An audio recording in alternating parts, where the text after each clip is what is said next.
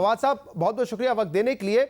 क्या आप समझते हैं कि हालात इस वक्त जहां पे जा रहे हैं तसादुम की तरफ, तो एक डायलॉग होना ज़रूरी है, और अगर ऐसा होता है तो क्या वज़ीर आज़म इमरान खान और वफाकी हुकूमत इन डायलॉग्स का हिस्सा बनने के लिए तैयार है? ओपिनियन क्या है आपका इस पर? देखिए, सियासत में बातचीत के बगैर तो मामला आगे बढ़ ही नहीं सकते, लिहाजा बातचीत होने में तो कोई हर्ज नहीं है। और अगर आप वज़ीर-ए-आज़म साहब की आखिरी जो तकरीर थी पार्लियामान में वो भी उठा के देखेंगे तो उन्होंने भी यही बात कही थी कि तमाम बातों के ऊपर जो है वो गुफ्तगू जो है वो होनी चाहिए। अब जो प्रॉब्लम जहाँ पे आती है वो आती है कि जब आप कहते हैं कि सिर्फ हमारे केसेस के ऊपर गुफ्तगू करो, वहाँ पर गुफ्तगू जो है वो हम नहीं कर सकते हैं, वो हम बड़ा वाज़ेह कर चुके हैं। जो गुफ्तगू होनी है वो इलेक्टोरल रिफॉर्म्स पे होनी चाहिए, वो एनएफसी अवार्ड पे होनी चाहिए, 18वीं तरमीम के बाद जो मसाइल हुए हैं उनके ऊपर होनी चाहिए, और इसी तरह से जो बाकी स्ट्रक्चरल प्रॉब्लम है उनके ऊपर होनी चाहिए। लेकिन अगर आप ये बात कहें कि सिर्फ 8 केसेस को लेके कि मरियम नवाज साहिबा के अकाउंट में 88 करोड़ रातों रात कैसे आया, उसके ऊपर बातचीत करके उनको छोड़ दिया जाए, नवाज शरीफ साहब अपार्टमेंट्स के मालिक कैसे बन गए उस पर बातचीत करके छोड़ दिया जाए, इन पे बातचीत नहीं मुमकिन। अच्छा, अभी 2 रोज़ पहले अंसार अब्बासी साहब की खबर थी जिसमें उन्होंने कहा कि एस्टैब्लिशमेंट भी इस बात पर एतराज़ नहीं कर रही है कि इस तरह का कोई डायलॉग हो, तो ऑब्वियसली वो भी ये इस टेबल पे तो नहीं बैठना चाहेंगे जहां पे सिर्फ केसेस माफ करने के हवाले से बात हो। इस वक्त तो बात ये हो रही है कि एक ज़ाब्ता कार तय करना है और एक जो अपना आईनी दायरा है उसको दोबारा उसका तयन करना है कि किसका क्या रोल होगा। तो इसमें ये इस हवाले से तो कहीं बात नहीं हो रही कि केसेस माफ किए जाए। आप लोग हमेशा ये कहते हैं केसेस के हवाले से बात नहीं होगी, लेकिन जो इस वक्त एक ग्रैंड डायलॉग की बात हो रही है उस पर क्या मौक़िफ़ है इमरान खान साहब का और आपकी हुकूमत का? आप शाहिद खान अब्बासी साहब से आपने बात की है, उनसे पूछिए कि वो केसेस की एक्सक्लूजन में बात करने को तैयार है, तो इमरान खान तो तैयार है। इमरान खान का तो कोई प्रॉब्लम नहीं है, वो हमेशा बातचीत करने के लिए तैयार हैं, वो बात आगे बढ़ाने के लिए तैयार हैं। और जाहिर है कि जमहूरी जहाँ पर भी मुल्क होगा वहाँ पर बातचीत, जैसे मैंने कहा, वो तो ज़रूरी है, लेकिन बात आकर जो है वो रुक यहीं पर जाती है जहाँ पर वो अपने केसेस के ऊपर जो है वो डील करना ज़्यादा बेहतर समझते हैं। देखिए, सच्ची बात तो ये है कि अभी फॉर एग्जांपल अगर पीएमएलएन को कोई इदारा जाती मामलात के ऊपर बात करनी होती, तो अभी हम कॉन्स्टिट्यूशनल अमेंडमेंट हमने प्रपोज की है कि सेनेट के इलेक्शंस आने वाले हैं, हम प्रोविंशियल इलेक्शंस की जो वोट है उसको ओपन करना चाहते हैं। पीएमएलएन से तो कभी किसी ने इस पर कॉमेंट भी नहीं किया। जो हमने इलेक्टोरल रिफॉर्म्स का अपना बिल जमा कराया है, पीएमएलएन वगैरह से तो कभी किसी ने कमेंट भी नहीं किया। इनकी जो एक्चुअली ख्वाहिश है इधर जो एक मुज़ाकरात की, जो कल मरियम नवाज ने भी एक्सप्रेस की, वो यही है कि फ़ौज जो है वो हमसे मुज़ाकरात करे, हमारे मुकदमात जो हैं वो ख़त्म करने में हमारी मदद करे, उसके बाद हुकूमत को घर भेजे, नए इलेक्शन कराए, हमें हुकूमत में लेके आए, उसके बाद गैर सियासी हो जाए। ये मासूम सी ख्वाहिश है, संजीदा नहीं है अपोजिशन मुज़ाकरात की। अच्छा फवाद साहब, on the face of it तो वो कम से कम ये नहीं कह रहे हैं कि हमारे केसेस माफ करें, वो कह रहे हैं कि हम चाहते हैं कि अदारों के दरमियान बातचीत हो और पता चल जाए कि किसका क्या किरदार होना चाहिए, किसका क्या रोल है, और कोई भी अपने किरदार से ज्यादा आगे तजावुज ना करे। लेकिन अगर आप कहते हैं कि ये मामला केसेस का है तो ये भी तो एक बड़ा डेडलॉक है, ये भी एक बड़ा इशू है, क्योंकि आप लोगों ने नारा लगाया था एहतसाब का, उसकी वजह से आप हुकूमत में आए। अब जिस किस्म का एहतसाब है उस पर ऑपोजिशन तो सवाल उठा रही है, लेकिन आप अदलिया के फैसले देख लें और बेशुमार ये फैसले हैं जिसमें उन्होंने ये तक कहा है कि ये एहतसाब का निज़ाम जो है वो सियासी इंजीनियरिंग के तौर पर इस्तेमाल हो रहा है। तो यानी कि ये भी एक डेडलॉक है, ये एक इशू है जिस पर बात होना होगी कि अगर एहतसाब का प्रोसेस है तो ये कैसे आगे बढ़ना है। तो इस पर बात क्यों नहीं करना चाहते फिर आप? देखिए, कोई डेडलॉक नहीं है।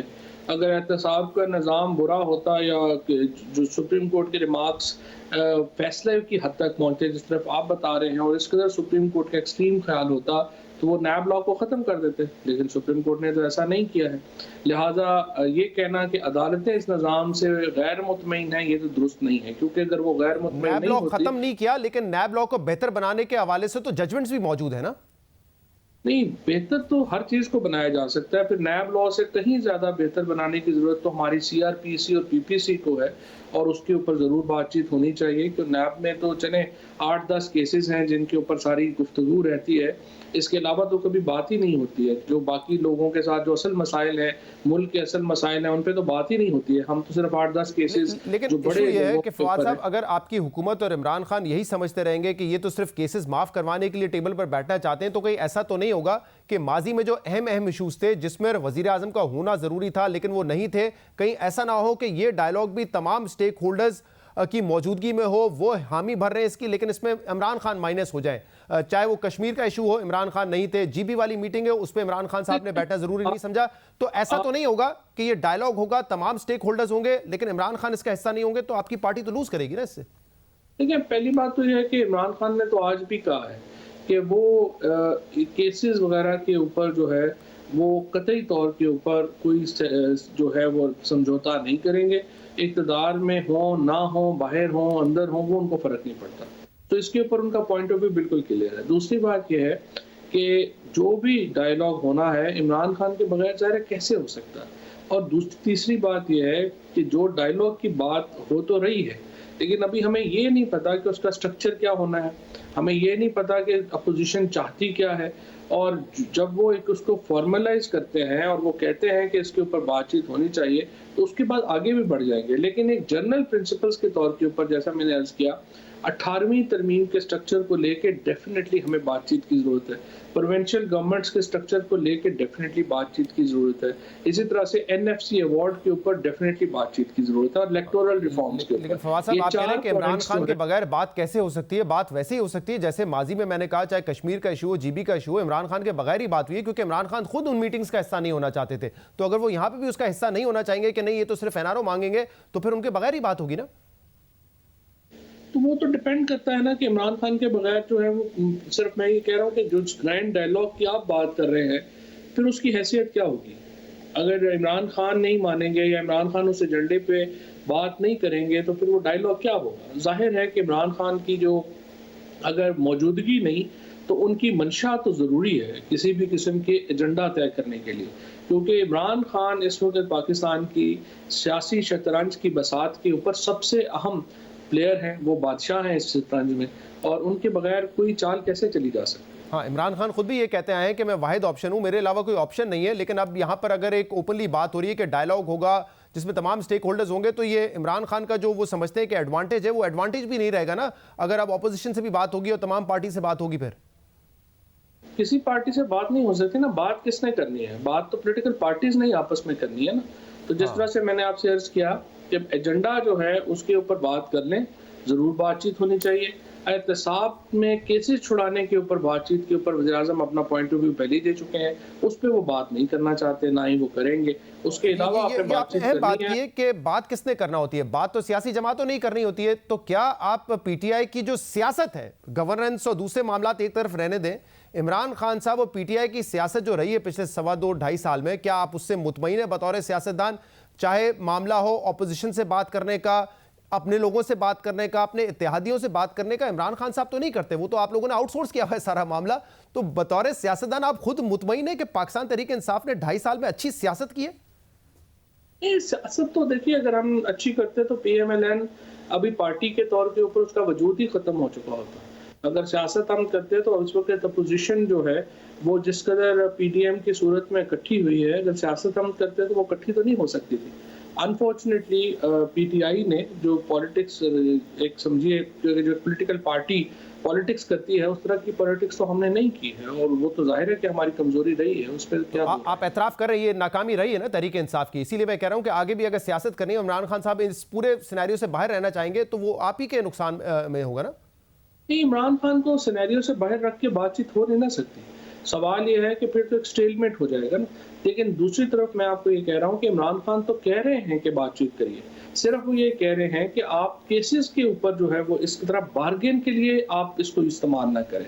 आप बार्गेन के लिए इस्तेमाल नहीं करेंगे और बाकी इश्यूज के ऊपर आप बातचीत करना चाहते हैं, आप 100% आगे देखिए, इस पर ये भी एक ऐसा इशू है जिस पे इवेंचुअली बात तो होगी। देखिए, कल ये प्रेस रिलीज थी नैब की जिसमें बताया गया कि कई लोगों के खिलाफ मुकदमात अब नैब कायम करने जा रहे हैं, उनका ताल्लुक गिलगित बल्तिस्तान से है। इलेक्शन से 3 दिन पहले अगर ये खबर आएगी, इस तरह की प्रेस रिलीज आएगी, तो फिर इल्जाम तो लगेगा ना नैब न्याजी गठजोड़ का। फिर आप कहते हैं कि ये एक ऐसा इशू है जिस पर बात भी ना की जाए। नहीं, ये प्रेस रिलीज नैब की तरफ से आई है जी। फिर नैब से पूछिए कि उनको वाकई इस मौके के ऊपर ये प्रेस रिलीज नहीं देनी चाहिए। तो इल्जाम तो सियासी हुकूमत पर लगता है ना कि नैब नियाजी गठजोड़ है, मुखालफिन तो आप पर इल्जाम लगाते हैं ना इस बात पर। नहीं, कैसे लग सकता है? नैब ने तो हमारे बंदों के खिलाफ खोली हुई है तफ्तीशें, हमारे नैब के जिम्मेदार तो नहीं है हम। अब आप वो देख लीजिएगा कि कितने लोगों के खिलाफ केस किस तरीके से प्रोसीड हुए और ऑपोजिशन के कितने रहनुमा अंदर हैं, कितने बाहर हैं और उनके खिलाफ केसेस किस तरीके से 30 साल हुकूमत भी तो अपोजिशन ने की है ना। हमने 3 साल किए, हिस्सा बकदर जुस्से ही मिलना था, हमें जितना हिस्सा मिल गया वो भी ज्यादा है। अच्छा फवाद साहब, कल इसी हवाले से एक दो सवाल भी हुए वज़ीर आज़म इमरान खान से और जीएनएन के इस इंटरव्यू में दो बातें हुई, मैं चाहूँगा उस पर ज़रा आप अपना पॉइंट ऑफ व्यू दे दीजिए। एक तरफ तो यही बात हुई कि उस्मान बुज़दार जो है वो अपने रिश्तेदारों को भर्ती कर रहे हैं हर जगह पे, जबकि आप वज़ीर आज़म इमरान खान ने आपने किसी रिश्तेदार को किसी पोजीशन पे नहीं लगाया। तो इमरान खान साहब ने तो एतराफ़ किया कि जो लोग छोटे इलाकों से आते हैं उन पर बड़ा दबाव होता है अपने वोटर्स का, नौकरियां देने का, तो ये कर रहे हैं, ये बहुत जल्दी हम ख़त्म नहीं कर सकते। अब ये इमरान खान साहब जो स्टैंडर्ड सेट करते आए थे ऑपोजिशन के लिए, यही आज इमरान खान दोबारा ऑपोजिशन में होते और किसी और वज़ीर आज़म ने ये बयान दिया होता तो इमरान खान तो एक पूरा इस पर कैंपेन खड़ी कर देते। अब वो कह रहे कोई बड़ी बात ही नहीं है, नौकरियां दे रहे हैं तो देने दें। नहीं, मैंने नहीं सुना, लेकिन ये किसी कॉन्टेक्स्ट में उन्होंने बात की होगी। जाहिर है कि ऐसी बात जिस तनाजुर में आप कह रहे हैं ऐसे तो जाहिर है मुमकिन नहीं होगा, किसी कॉन्टेक्स्ट में उन्होंने बात। मैं आपको सुना देता हूं कॉन्टेक्स्ट पूरा, सवाल भी सुन लीजिए, जवाब भी सुन लीजिए, इसके बाद जवाब दे दीजिएगा इसका। उस्मान एक सबसे गरीब इलाका जो है ना पंजाब का, टीजी खान डिस्ट्रिक्ट, उधर से आता है, जहाँ पानी नहीं है पीने का, वहाँ जो लोग, बिजली नहीं है, वो उस इलाके से है। अब आपकी जो बात आ गई ना कि रिश्तेदारों की, जब आप ऐसे इलाकों से आते हैं तो आपके रिश्तेदार कहते हैं जी हमें भी कुछ करो, हम उधर ठेके शेके लेते हैं, कोई काम शाम करवा के दें। ठेके नहीं, कोई नौकरियां, ट्रांसफर पोस्टिंग सब चल रहा है सर। हाँ, तो ट्रांसफर पोस्टिंग का मतलब कोई नौकरियां हो, वो एक्सपेक्ट करते हैं। और ये अनफॉर्चुनेटली एक दिन के अंदर आप ये नहीं कह सकते, जो आदमी वो वोट लेके आया उस गरीब इलाके से, वो कहते हैं जी हम आपको वोट देते रहे हैं, हमें भी कोई नौकरियां दो। ये कोई करप्शन नहीं है। जी फवाद साहब, ये नारा लगाया था हमारे होते हुए करप्शन नहीं होगी, नेपोटिज्म नहीं होगा, नौकरियां नहीं बांटी जाएगी। नैब में बेशुमार मिसयूज ऑफ अथॉरिटी किस तरह के केसेस मौजूद है। अब वो कह रहे हैं कि सादा आदमी है, जिस इलाके से आए वहां तो बड़ी मजबूरी होती है लोगों को नौकरियां देना इस तरीके से। देखिए, बात यह है कि वो उन्होंने पॉलिटिकल कॉन्टेक्स्ट में बात की है। उन्होंने कहा कि जो भी बंदे इलेक्टेड आते हैं उनको एक पॉलिटिकल दबाव होता है। ये उन्होंने ये नहीं कहा कि उन्हें गलत तौर के ऊपर जो है या मेरिट से हट के नौकरियां देने का हक हासिल है, ये बात पीएम ने नहीं की। जब रिश्तेदारों को नौकरियां आपके मुखालफिन बांटते थे तो इसी पर एतराज करते थे ना।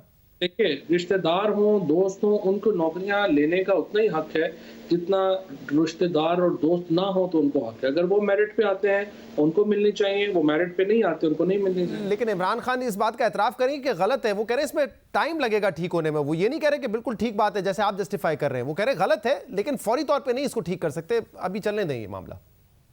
नहीं, बात यह है कि वो कह रहे हैं कि रिश्तेदारों को, दोस्तों को दबाव होता है, लेकिन मेरिट के खिलाफ नौकरियां देने का वो नहीं कह रहे। अच्छा, कल इसी इंटरव्यू में एक और बात भी उन्होंने कही, जब उनसे ये पूछा गया कि ये आपकी असेसमेंट है कि जो कुछ इस वक्त नवाज शरीफ कर रहे हैं वो इंडिया के कहने पे कर रहे हैं, वो कह रहे हैं असेसमेंट नहीं है, मेरे पास इंफॉर्मेशन है, लेकिन वो एक ऐसी इंफॉर्मेशन है जिसको हम कोर्ट ऑफ लॉ में साबित नहीं कर सकते। और आपको पता है 2 रोज पहले फिरदौस आशिक अवान साहिबा जो कि तर्जुमान है पंजाब की, उन्होंने भी कहा था कि ये चूरन हम इसलिए बेचते हैं क्योंकि ये चूरन बिकता है आसानी से। तो क्या ये सब कुछ जो एक पूरा प्रोपेगेंडा किया जा रहा है इस वक्त, एक ये बात की जा रही है कि नवाज शरीफ जो भी कर रहे हैं वो इंडिया के कहने पे कर रहे हैं, वो सिर्फ चूरन है बेचने वाला, और ऐसे आपके पास इंफॉर्मेशन है जिसको आप साबित भी नहीं कर सकते कहीं पर? देखिए, बात यह है, ये तो फिरदौस आशिक अवान साहब ने कहा मैंने नहीं सुना, लेकिन बात यह है कि जो बयानिया, जो नैरेटिव, स्पेशली जब नवाज शरीफ बात करते हैं फौज में ऑफिसर और जवान के दरमियान डिवीजन डालने की, वो बयानियां बहुत करीब है हिंदुस्तान के। और एग्जैक्टली यही वो नैरेटिव है जो हिंदुस्तान का, जिसको हम 5th जनरेशन वॉर कहते हैं, जो हिंदुस्तान ने हम पे इम्पोज की।